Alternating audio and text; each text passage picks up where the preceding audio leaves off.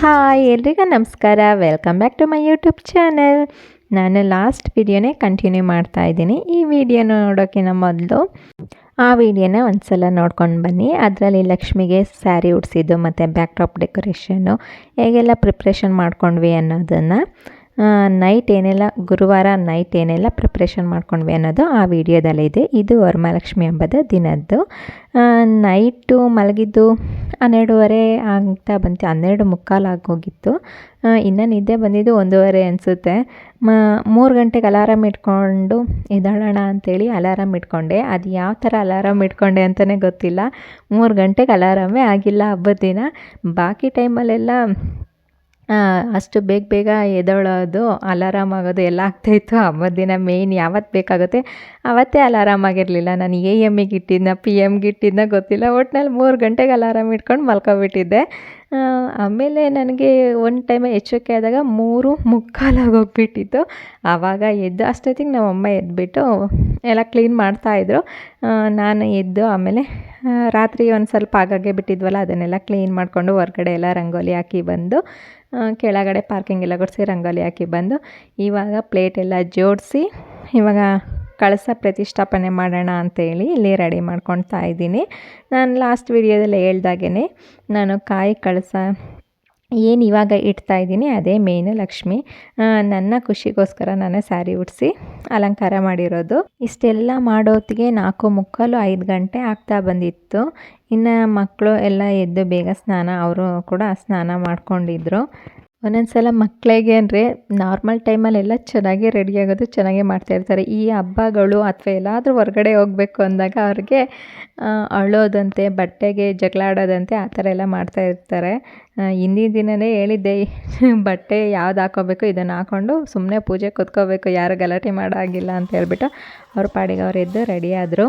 ಇನ್ನು ಮನೆ ಬಾಗಿಲಲ್ಲಿ ಒಂದು ಸ್ವಲ್ಪ ರಂಗೋಲಿ ಹಾಕ್ಬಿಟ್ಟು ಇವಾಗ ನಾನು ಸ್ಯಾರಿ ಉಡ್ಕೊಂಡು ಬಂದು ಬಳೆ ಹಾಕಿರಲಿಲ್ಲ, ಲಕ್ಷ್ಮಿಗೆ ಬಳೆ ಹಾಕಿ ಇವಾಗ ಫಸ್ಟು ಅಲ್ಲಿ ಕಳಸದ ಹತ್ರ ಪೂಜೆ ಮಾಡೋಕ್ಕಿಂತ ಮುಂಚೆ ದೇವ್ರ ಮನೇಲಿ ದೀಪ ಹಚ್ಚಿ ರೆಡಿ ಮಾಡ್ಕೊತಾ ಇದ್ದೀನಿ. ಆಮೇಲೆ ಕಂಕಣ ಕಟ್ಕೊಂಡು ಪೂಜೆನ ಶುರು ಮಾಡಿದ್ವಿ.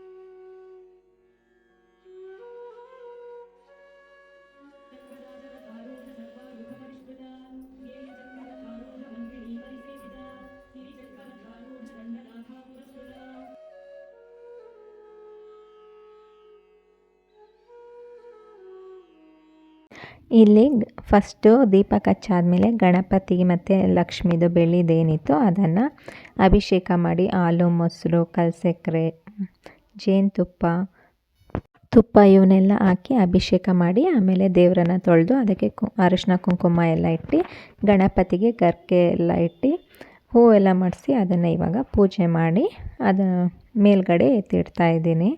ಅದಾದಮೇಲೆ ಮತ್ತೆ ಎಲ್ಲರೂ ಪೂಜೆ ಮಾಡಿಬಿಟ್ಟು ಕುಂಕುಮಾರ್ಚನೆ ಮಾಡಿದ್ವಿ.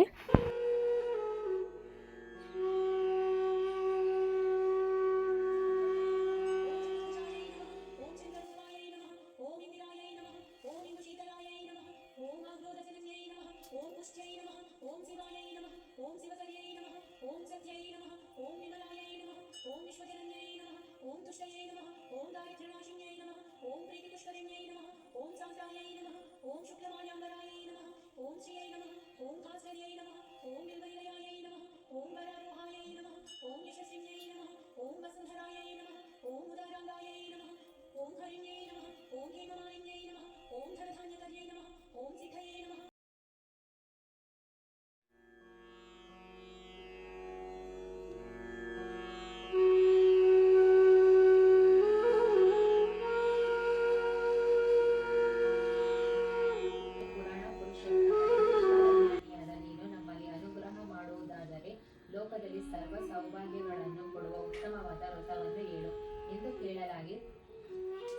ಭಕ್ತನಾದ ಸುತ ಮಹರ್ಷಿಯು, ಎಲೈ ಋಷಿಗಳಿರ ಕೇಳಿ, ಲೋಕದಲ್ಲಿ ಭಕ್ತಿಯಿಂದ ಪೂಜಿಸುವವರಿಗೆ ಸಕಲ ಇಷ್ಟಾರ್ಥಗಳನ್ನು ಕೊಡುವ ಅತ್ಯುತ್ತಮವಾದ ವ್ರತವೊಂದುಂಟು. ಅದರ ವಿವರವನ್ನು ನಿಮಗೋಸ್ಕರವಾಗಿ ಹೇಳುವೆನು. ಮನೋಹರವಾದ ಶೃಂಗಗಳಿಂದ ಒಪ್ಪುತ್ತಿರುವ ಕೈಲಾಸ ಪರ್ವತವು ದೇವನದಿಗಳಿಂದ ಪೂರ್ಣವಾಗಿ ಫಲಭರಿತವಾದ ನಾನಾ ಬಗೆಯ ವೃಕ್ಷ ಸಮೂಹದಿಂದ ಕೂಡಿ ಕಾಮಧೇನು ಕಲ್ಪವೃಕ್ಷ ಸೇವಿತವಾಗಿ ಸಕಲ ಸುಖಗಳಿಗೆ ಆವಾಸ ಸ್ಥಾನ.